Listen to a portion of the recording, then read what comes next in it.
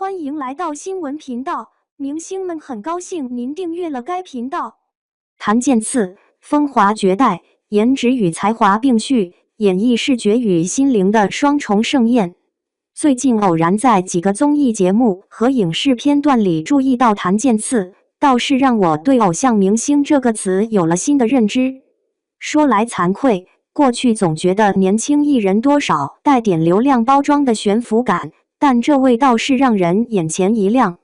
不是那种扑面而来的惊艳，更像是发现一块被雨水冲刷过的璞玉，越琢磨越有味道。记得第一次对他有印象是在《猎罪图鉴》里，他演的那个画像师沈毅。说实话，原本是冲着刑侦题材点开的剧，结果愣是被他几场眼神戏给戳到了。有个镜头是他站在画板前，握着炭笔的手旋在空中微微发抖，睫毛垂下来，在眼睑投出阴影，整个人像被抽走了灵魂似的。那种破碎感演得太精准了，既不是偶像剧式的夸张悲怆，也不是端着架子的故作深沉，倒像是真的把角色骨子里的伤痛揉碎了，融在呼吸里。后来看采访才知道，他为了这个角色提前半年去学模拟画像，连握笔姿势都要和原型专家一模一样，这份较真劲儿在年轻演员里确实难得。真正让我觉得有意思的是他在《追光吧哥哥》里的表现。说来也怪，明明是个唱跳竞技节目，他倒是把综艺感拿捏得恰到好处。记得有次团队排练，他作为队长既能把控专业细节，又能用几句玩笑化解紧张气氛。最绝的是出舞台喉咙那场表演，西装革履配着狂野舞步，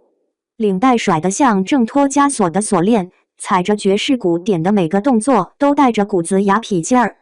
这种矛盾感在他身上居然毫不违和，倒像是把20年代百老汇的风流和现代街舞的张力给煮成一锅，咕嘟咕嘟冒着让人上头的香气。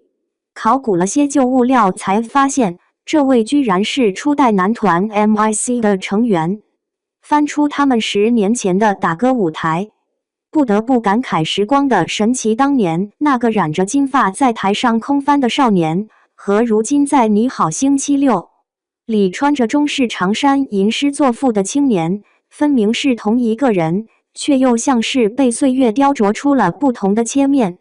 特别欣赏他身上那种不破不立的勇气，从爱豆转型演员的路上，既没守着舒适圈吃老本，也没急着撕掉过往标签，倒像是把每个阶段的经历都当成养分，慢慢尝出了独属于自己的年轮。有次在机场偶遇他给粉丝签名，倒是让我对艺人修养有了实感。当时他明明戴着口罩，帽檐压得很低，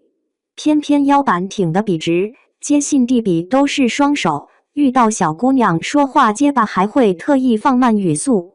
最戳人的是签完名起身时，他忽然指着某个镜头提醒站姐注意身后台阶。这种细枝末节处的周全，可比刻意经营的人设动人多了。最近看《长相思》的香柳 Cut， 更是惊觉他对微表情的控制力。白衣白发的造型本就容易显得单薄，可他愣是用眉梢眼角那点似有若无的技巧，把9头妖王的孤傲演出了千钧重量。尤其是化身防风背时的风流姿态，折扇开合间眼波流转，让人完全相信这就是游戏人间数百年的浪荡公子。听说他连吊威亚都要自己设计动作轨迹，这种对角色近乎偏执的投入，倒让我想起老戏骨们常说的戏比天大。其实最难得的是他身上那份清醒。翻到他某次采访里的话，演员就像容器，要不断清空自己才能装下不同角色。这话说的实在，既没刻意拔高职业神圣性，又透着对表演的敬畏心。看他微博偶尔分享的日常，不是抱着剧本写满批注，就是在练功房对着镜子抠动作，这种近乎笨拙的踏实劲儿，在这个追逐快节奏的娱乐圈里，反倒成了最稀缺的亮光。说到底，谭健次最打动人的或许不是某个瞬间的高光，而是那种静水流深的成长轨迹。就像他跳现代舞时的状态，看似每个动作都收着劲儿，实则暗涌着蓬勃的生命力。